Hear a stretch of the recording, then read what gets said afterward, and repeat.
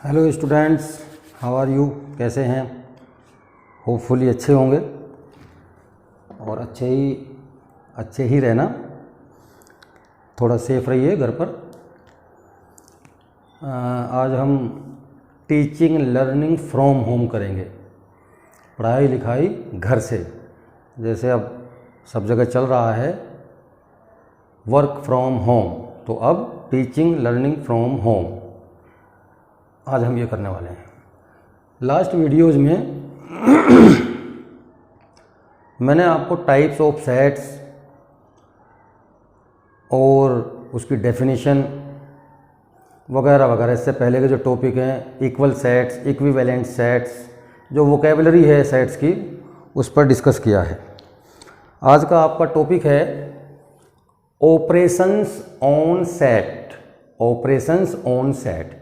Mathematics में operations का मतलब होता है, जैसे आप नंबर्स में अब तक करते आए हैं, एडिशन, सब्ट्रैक्शन, मल्टीप्लिकेशन, डिवीजन, ये सब ऑपरेशंस होते हैं। तो सेट के भी कुछ अपने ऑपरेशंस हैं जो इन पर अप्लाई होते हैं और आगे जा कर के वो एक फार्मूले का रूप ले लेते हैं।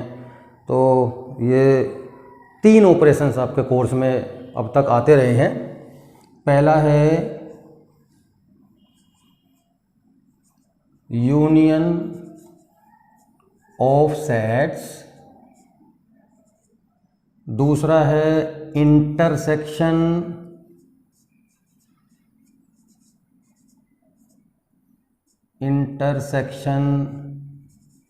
ऑफ सेट्स, तीसरा है डिफरेंस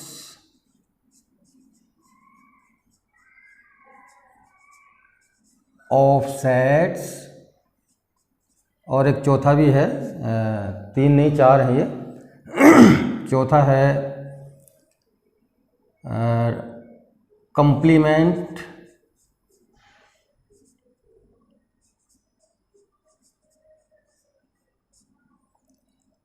ऑफ सेट्स।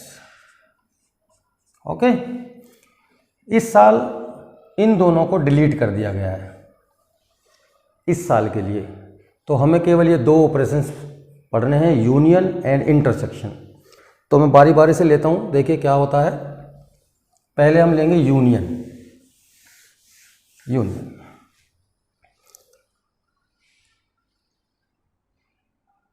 2 सेट लेते हैं हम।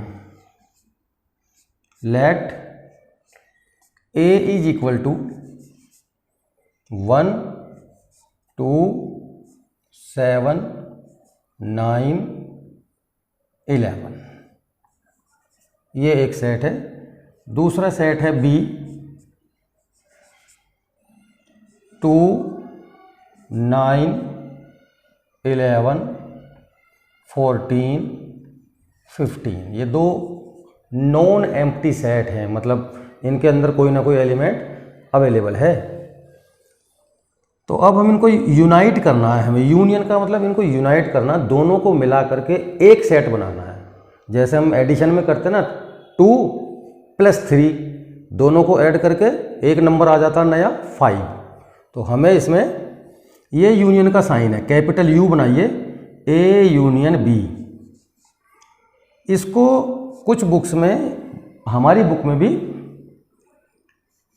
A और B, A और B ऐसे भी डिनोट कर सकते हैं, ऐसे भी डिनोट कर सकते हैं। तो यूनियन का मतलब है कि इनके सारे एलिमेंट्स को एक ही सेट में लिख दीजिए, और बस ये ध्यान रखना है कि कोई भी एलिमेंट रिपीट नहीं होना चाहिए सेट में। ये पहली इसकी कंडीशन होती है। जैसे 1 यहाँ है, 1 लेंगे। और इसमें एक कोशिश आपको और करनी है कि असेंडिंग ऑर्डर्स में आप कोशिश करिए, पहले स्टेप में ही असेंडिंग ऑर्डर में उन नंबर्स को ले लीजिए आप, या अल्फ़ाबेट्स हैं तो असेंडिंग ऑर्डर में। 1 के बाद 2, तो देखिए 2 इसमें भी है, इसमें भी। पहले हम उनको थोड़ा मार्क कर लेते हैं जो कॉमन है। 9 यहाँ भी है, 9 यहाँ भी है। बाकी और कोई एलिमेंट, एक 11 भी है, 11 यहाँ भी है, 11 यहाँ भी है। और कोई एलिमेंट ऐसा नहीं है जो कॉमन है इनमें। तो इनको रिपीट नहीं करना कि भाई यहाँ वाला 2b लिखो, इस सेट का 2b लिखिए, इसका 9 लिखना है, इसका ओनली वंस, एक बार लिखना है। तो 1 2 2 के बाद 7 7 के बाद 9 9 के बाद 11 11 के बाद 14 और 14 के बाद 15। ये इनका यूनियन आ गया, किसका? ए और बी का। सिमिलरली अगर ये 2 से ज़्यादा सेट हैं, 3 सेट हैं, 4 सेट हैं और उनको यूनियन करना है, तो यही प्रोसेस फॉलो करना है आपको। सारे सेट्स के एलिमेंट्स को एक सिंगल सेट में लिखना है और वो रिपीट नहीं होने चाहिए एलिमेंट्स। ओके, तो ये ए यूनियन बी की कौन सी फॉर्म आ गई? Roster form. ये रोस्टर फॉर्म में हमने इसको ला दिया। तो ए यूनियन बी को डिफाइन कैसे करेंगे? जब भी हम डिफाइन करते हैं सेट को तो हमेशा सेट बिल्डर फॉर्म लेते हैं, ए यूनियन बी। तो ये जो सेट आता है ना यूनियन करने के बाद, एक्स इज सच दैट, अगर हम इन सबको एक्स मान लें, एक्स से डिनोट कर लें, तो X is such that X belongs to A और एक्स बिलोंग्स टू बी। अब आपको समझ में आ गया कि और क्यों लगाया।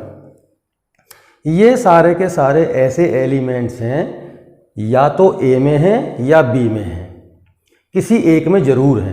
तो ये इसकी डेफिनेशन हो गई। वेरी इजी, आई होप अच्छा लगा। नो प्रॉब्लम, यही यूनियन होता है बस, और कोई इसमें नई बात नहीं है। क्लियर हो गया यूनियन। अब हम क्या करते हैं सर, इन्हीं 2 सेट का हम लेते हैं इंटरसेक्शन। इंटरसेक्शन यूनियन बहुत आसान, इतना डिफिकल्ट नहीं है, समझ में ना आए एक बार में। इंटरसेक्शन, ये इंटरसेक्शन ऑफ सेट्स। तो हम 2 ही सेट ले रहे हैं, 3 भी ले सकते हैं, 4 भी ले सकते हैं, मोर देन 2 सेट्स हम ले सकते हैं। अब इनका निकालना है हमें इंटरसेक्शन। तो इंटरसेक्शन के लिए एक ये साइन बनता है, या तो यहाँ लिखिए एंड, या यहाँ पर ये इन्वर्ट यू, जो हमने पहले वैसे बनाया था ना, उसी को इन्वर्ट कर देना, उल्टा कर देना है। तो ये हो गया ए इंटरसेक्शन बी। तो इंटरसेक्शन का मतलब है, देखिए अगर जैसे ये कोई लाइन है, इस पर कुछ पॉइंट्स बने हुए हैं 1 2 7 9, ये वाले, एक दूसरी लाइन है 2 9, तो कुछ ना कुछ कॉमन है। ये पॉइंट जो है ना, ये दोनों लाइनों पर है, इसीलिए इसको पॉइंट ऑफ इंटरसेक्शन बोलते हैं। दोनों लाइनों पर है, दोनों पे कॉमन है ये। तो ऐसे ही आप इसको समझिए, इसमें हमें उन एलिमेंट्स को लेना है जो दोनों में है, ए में और बी में। एंड इसलिए लगाया, ए में भी है बी में भी है। तो आप उनको सेलेक्ट कर लीजिए कौन कौन से हैं वो। अभी मैंने पहले डॉट लगाए थे उनके ऊपर। एक तो 2 है दोनों में, एक 9 है और एक 11 है। ये इनका इंटरसेक्शन हो गया। यानी अगर इनको हम एक रे या कर्व मान के चलें तो ये इन 3 जगह पर आपस में एक दूसरे को क्या करेंगे? इंटरसेक्ट करेंगे। 2 पर इंटरसेक्ट करेंगे, 9 पर इंटरसेक्ट करेंगे, 11 पर इंटरसेक्ट करेंगे। ये इंटरसेक्शन है, वेरी इजी। तो इसको अगर डिफाइन करना हो तो कैसे करेंगे? ए इंटरसेक्शन कैसे डिफाइन होगा? अब इनकी कैरेक्टरिस्टिक देखिए। देखो दोनों में कॉमन क्या है? 2 सेट या 3 सेट को मिला करके हमें क्या बनाना होता है? एक सिंगल सेट बनाना होता है। यूनियन में भी, इंटरसेक्शन में भी। तो इंटरसेक्शन में भी ये सिंगल सेट बन गया। तो इसकी कैरेक्टरिस्टिक्स क्या है इन एलिमेंट्स की? ये 3 ऐसे एलिमेंट्स हैं जो ए में भी हैं और बी में भी हैं। तो इसकी डेफिनेशन वेरी इजी हो गई। X is such that X belongs to A and X also belongs to B. ये इसकी सेट बिल्डर फॉर्म है, यानी ये दोनों में है, इसलिए इसको ए एंड बी भी कहते हैं और ए इंटरसेक्शन बी इस तरह से भी डिनोट कर सकते हैं। ये छोटा सा टॉपिक था एक, बहुत अच्छा। चलिए, आई होप कि ये आपको इस एग्जाम्पल से क्लियर हो गया होगा। इसमें ऐसा कुछ भी डिफ़िकल्ट नहीं है जो आपको क्लियर ना हुआ हो। अब इसको थोड़ा सा आगे बढ़ाते हैं।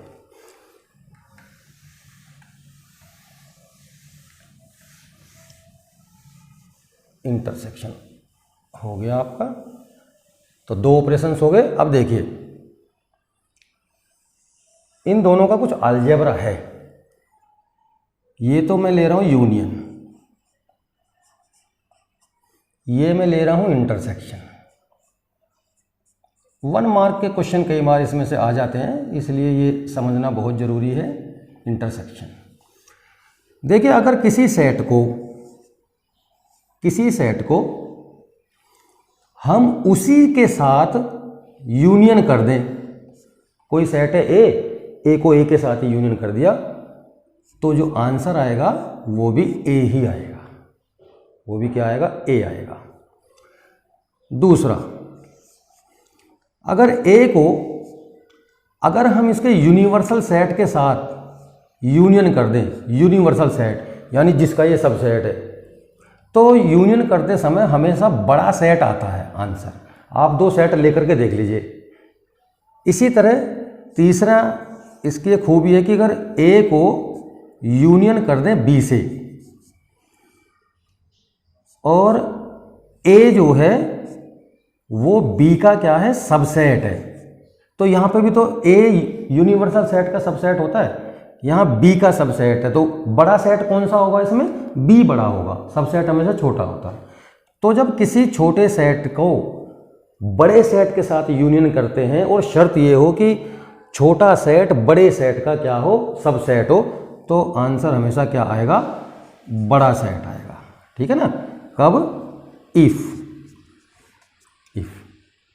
बड़े वाला सेट आएगा। चौथी कंडीशन है इसकी, कंडीशन नहीं अलजेब्रा है ये, वैसे कंडीशन नहीं है, कि अगर किसी सेट को यूनियन कर दें हम एम्प्टी सेट के साथ, तो एम्प्टी सेट हर सेट का सबसेट होता है। तो अभी मैंने ऊपर बताया, अगर ऐसा हो रहा है किसी सबसेट को उसके सुपर सेट के साथ, हम ये सुपर सेट कहलाता है, अगर ए सबसेट है तो बी इसका क्या है, सुपर सेट है। तो अगर हम किसी सबसेट को उसके सुपर सेट के साथ यूनियन करते हैं तो हमेशा बड़े वाला ही सेट आता है, तो बड़ा क्या हो गया यहाँ पर, ए हो गया। ये ध्यान रखना है, 2-3 चीज़ें हैं यूनियन के लिए, इसमें चेंज हो जाती है। इंटरसेक्शन में क्या है कि अगर ए को ए के साथ ही इंटरसेक्ट कर दें, तो जो एलिमेंट ए में है वही उसके सेकंड वाले ए में भी है, यानी दोनों में कॉमन है, सारे एलिमेंट्स कॉमन है, ए की तो सेट है तो सारे कॉमन आ जाएंगे। कॉमन लेते समय क्या है, देखेंगे फिर से ए आ गया, तो ये तो सेम है। ओके। दूसरा है कि अगर ए को इंटरसेक्ट करें यूनिवर्सल सेट के साथ, तो देखिए ए के जो एलिमेंट्स हैं वो यू में भी हैं, तो ए छोटा सेट है, यू बड़ा सेट है, तो जो ए वाले हैं और वो कॉमन हो जाएंगे यू के साथ, तो कुल मिलाकर के इसमें छोटा सेट आएगा इस बार ए, इसमें ए आएगा। यहाँ क्या आ रहा है, यूनिवर्सल सेट। ऐसे ही तीसरे में भी वही, A intersection B is equal to if A is a subset of B. तो सबसेट छोटा होता है तो जो उसके जो एलिमेंट है वही तो कॉमन होंगे बड़े वाले में भी, तो इसमें छोटा सेट आ जाएगा, सेट ए, अगर ये सबसेट है। ठीक है। फोर्थ, अगर हम किसी सेट को इंटरसेक्शन कर दें एम्प्टी सेट के साथ, तो इस बार छोटा सेट कौन सा है, एम्प्टी सेट है, तो इंटरसेक्शन कर रहे हैं तो आंसर आएगा हमारा 5, हमेशा छोटा सेट आएगा। क्लियर। दूसरा एक एक चीज और लिख लेते हैं। फिफ्थ, ए यूनियन बी कर लो या बी यूनियन ए कर लो, कोई फर्क नहीं पड़ता, किसी को भी पहले लिख सकते हैं आप। ऐसे यहाँ पे भी वो कंडीशन लागू होती है, ए इंटरसेक्शन बी कर लीजिए या बी इंटरसेक्शन ए कर लीजिए, कोई फर्क नहीं पड़ेगा। यानी इनके ऑर्डर को चेंज कर सकते हैं हम, कोई सा भी सेट पहले लिखा जा सकता है, ए को पहले लिख लीजिए या बी को पहले लिख लीजिए, कोई आंसर पे असर नहीं पड़ेगा। इस प्रॉपर्टी को बोलते हैं कम्यूटेटिव प्रॉपर्टी, यानी ये कम्यूट कर रहे हैं एक दूसरे को, ऑर्डर भी चेंज कर देना तो आंसर फिर भी वही आ रहा है। तो ये 2 ऑपरेशंस थे और इनका ये अलजेब्रा था। होपफुली आप इसको समझ गए होंगे। ठीक है।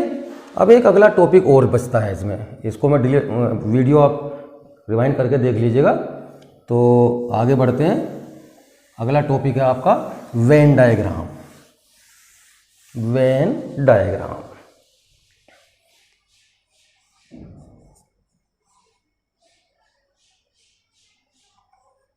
डायग्राम ये एक साइंटिस्ट या मैथमेटिशियन कह लीजिए, उनका नाम है जॉन वेन।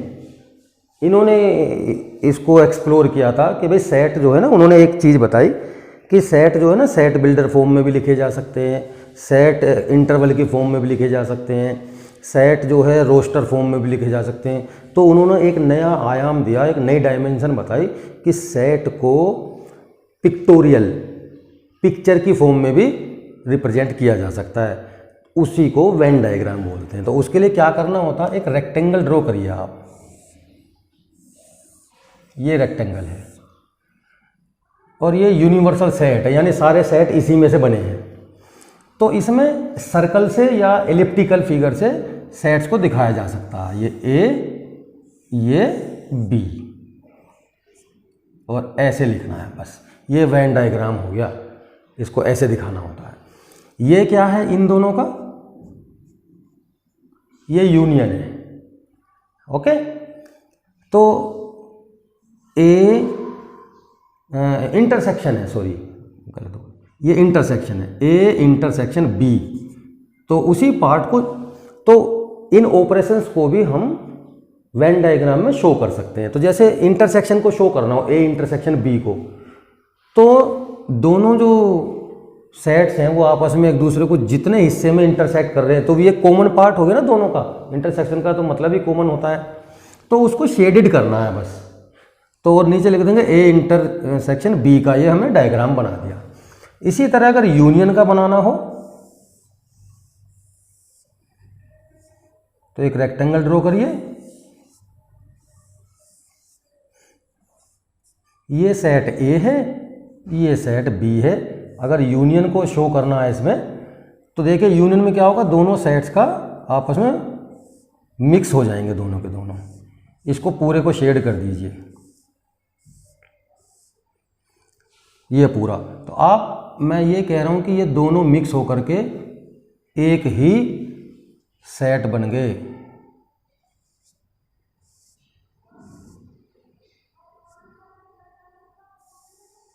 ये पूरा का पूरा यूनाइट हो गए अब ये। तो इस तरह से दिखा देंगे। एक और वेन डायग्राम आपको समझ में आ जाएंगे। मान लीजिए ए सबसेट है बी का, ए सबसेट है बी का, तो इसको कैसे शो करेंगे? तो जब ए सबसेट है बी का और वो भी प्रॉपर सबसेट, तो बी जो होगा वो बड़ा होगा, ये वाला, ये बी है। इसके अंदर ही एक छोटा सेट बनाना ए, क्योंकि ये इसका सबसेट है ना। तो अगर सबसेट को शो करना हो, कुछ भी शेड नहीं करना इसमें कोई शेडिंग नहीं करनी, इनमें तो शेडिंग करनी है। ये किसके लिए पिक्चर बन गई हमारी? ए सबसेट बी के लिए, यानी जो छोटा सेट है वो बी के अंदर है, तभी तो सबसेट बनेगा। तो ये 3-4 तरह की चीज़ें होती हैं। अब एक है,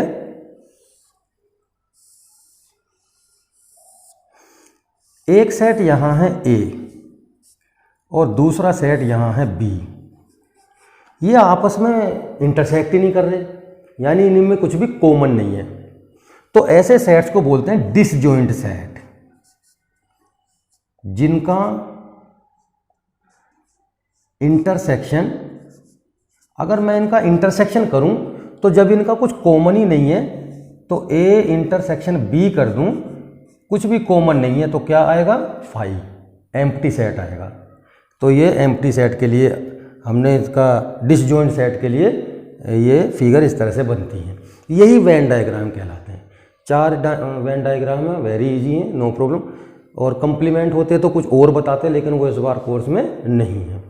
तो आपके ऑपरेशंस हो गए और वेन डायग्राम हो गए। इसके बाद एक चीज़ बचती है आपकी, प्रैक्टिकल प्रॉब्लम्स, वर्ड प्रॉब्लम्स। उसको मैं नेक्स्ट वीडियो में बताऊंगा। ओके, चलिए।